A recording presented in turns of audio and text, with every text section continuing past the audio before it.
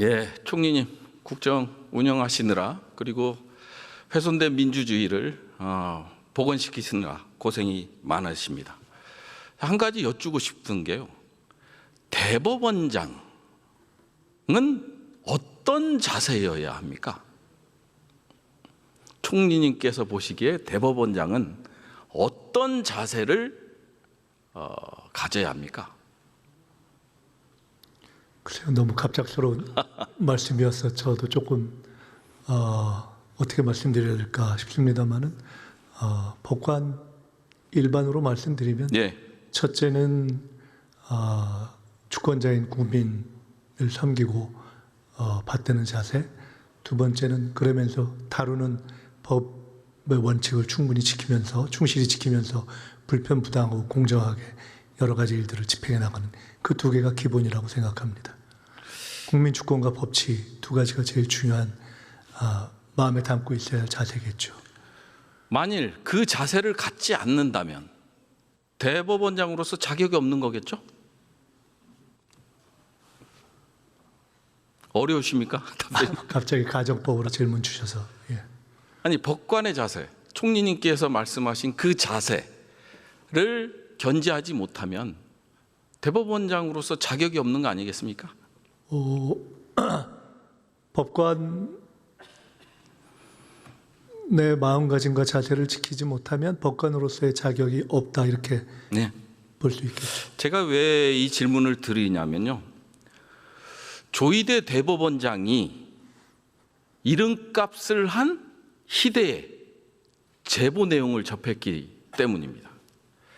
뭐 이미 인지하고 계실 수도 있는데 헌재에서 대통령 파면이 결정이 이루어지고 3일 후인 4월 7일경에 한덕수, 정상명, 김춘식 그리고 조희대 대법원장이 만났다는 제보가 있었습니다.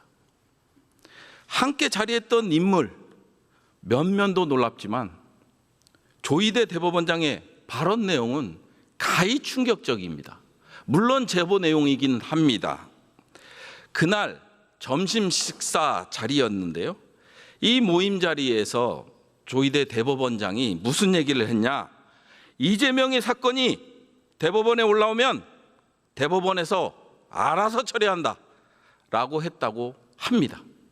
저희가 이제 PPT를 녹취를 풀어서 한 얘기인데요. 이 발언을 윤석열에게도 했다고 하는 제보가 있었습니다.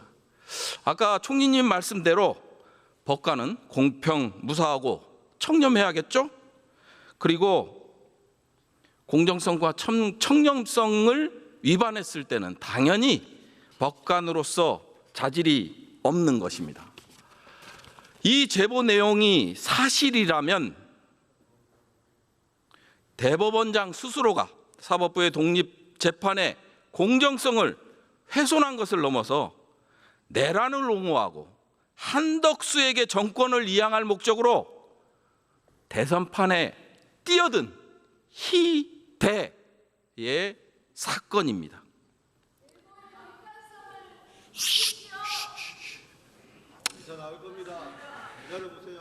사법부의 신뢰가 무너졌다고 보여집니다. 본인은 조희대 대법원장을 위해서라도 수사가 이루어져야 한다고 생각하는데 총리님께서는 어떻게 생각하고 계시는지요? 글쎄요, 저도 기사로는 얼핏 봤습니다만은 제가 뭐 직접 듣지는 못했습니다. 글쎄요, 워낙 충격적인 내용이어서 사실은 저도 그랬는데요. 사실이라면은 뭐 그 치명적인 상처 내지는 국민들의 신뢰에 상처를 주는 내용이겠죠. 그래서 글쎄요, 제가 이거 사실이라면 이렇게 가정하기보다도 진위가 정확히 밝혀지는 것이 좋겠다 하는 생각이 드네요. 저희가 5월 1일 날 이재명 사건 회부 9일 만에 유죄 취지로 파기환송된 거 아시죠? 대법원 창립 이래 이런 일이 없습니다. 9일 만에. 근데 파기환송하자마자 그 소식을 들은 한덕수가 어떤 짓을 했습니까? 대선에 나가겠다고 선언을 합니다. 우연이라고 치기에는 너무도 합리적인 의심이 들지 않습니까? 이런 점들을 고려해서 반드시 조희대 대법원장도 수사해 주길 바랄 겁니다. 억울하면. 그래서 반드시 수사를 해야 된다라는 생각을 가지고 있습니다. 같은 생각이시죠? 제가 뭐 거기에 지금 답하기는 조금 적절치 않은 것 같고요. 지금 말씀하신 내용이 사실이라면은 뭐 저뿐만 아니라 국민적으로 굉장히 충격이 되고 또 사법부에 대한 신뢰에 상처가 되는 일이기 때문에 진위가 명확하게 밝혀지는 것이 낫겠다 하는 생각이 지금 말씀을 들으면서 들었습니다. 예, 총리님, 다른 주제로 넘어가 볼게요. 내란 종식과 관련돼서 좀 여쭤보고 싶은 게 있습니다. 12.3 내란 수사 잘 되고 있다고 보십니까? 글쎄요. 지금 어쨌든 특검에서 하고 있기 때문에 아마 진행이 되고 있고 그 과정에서 이런저런 진전이 있고 그래서 더 연장도 되고 그런 것으로 알고 있기 때문에 국민의 입장에서는 아주 충실하고 잘 다 밝혀지는 결과가 나오기를 기대하고 있습니다. 내란 특검이 267명이 투입됐습니다.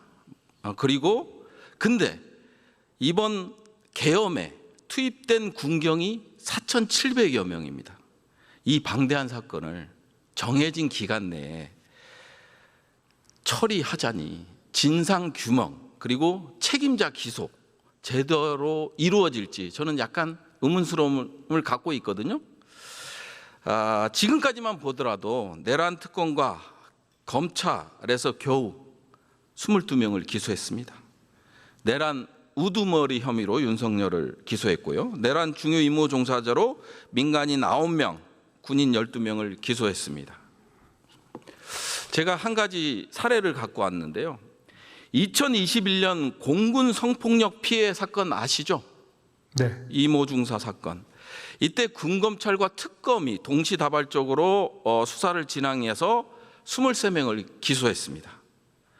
그리고 이와 별도로 국방부에서 총 38명에 대해 감사 징계 등으로 문책을 했습니다. 단일 사건이었습니다. 근데 이 사건 이후에도 피해자 가족은 수사 결과에 납득하지 못하고 있습니다. 지금까지도. 그래서 왜 제가 이 자리에서 2021년 그 성폭력 사건을 언급하시는지는 아실 거라 믿습니다. 12.3 내란은 아시겠지만 국기문란 사건입니다. 헌정 질서를 유린한 사건입니다. 근데 모두가 다 특검의 입만 바라보는 것 같아요. 이 중대한 사건에 정부는 과연 무엇을 하고 있느냐 이런 우려가 있습니다. 그냥 특검에서 기소되지 않으면 처벌되지 않는 이런 방식으로 가서 되겠습니까?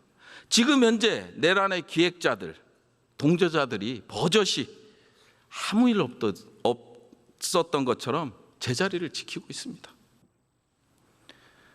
그래서 정부 차원에서의 역할이 필요하다. 특검과 더불어. 총리의 생각은 어떠신지요? 총리가 되기 이전에 개인적으로는 과연 이 내란의 장성들이나 책임자급 외에 실제로 기획과 관련된 실무자들을 밝혀낼 수 있을까? 라는 문제의식을 가졌던 적이 있습니다. 또 그 당시에 생각했던 문제의식을 한 가지 말씀드리면 과거 다른 나라의 무슨 전범 재판이라든가 이런 경우를 볼 때 이런 사안은 과연 시한이 있어야 하는가 라는 문제의식도 가졌던 적이 있습니다. 그러나 현재로서는 특검이 진행되고 있기 때문에 특검에서의 결과가 나오는데 우선 최선을 다하는 것이 좋고 정부로서는 그것을 지켜보고 있다 이렇게 말씀드리겠습니다. 예, 알겠습니다. 총님 들어가셔도 좋겠습니다.